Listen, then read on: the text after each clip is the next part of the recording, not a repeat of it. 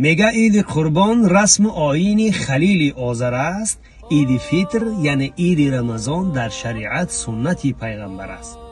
عید فطر را من مبارک گویمت ای جان من، جان من ای نور چشم و بنده ای از دان من.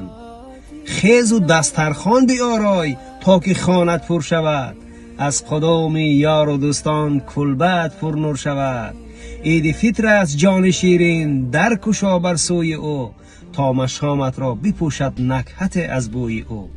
اندر این روز یکدیگر بخشی ضرور است بنده را، تا که بتوانی نمود پیوند گیرهی کنده را. عید فطر است ای مسلمان، حسن شادی باز کن، از دم صبحش به نام کردگار آغاز کن. عید سید رمضان به حساب خورد و کلان و همه خیش و تباران، به حق و همسایگان یا به یار و همه دوستان مبارک. یا عید یا عید یا عید یا عید یا عید یا عید.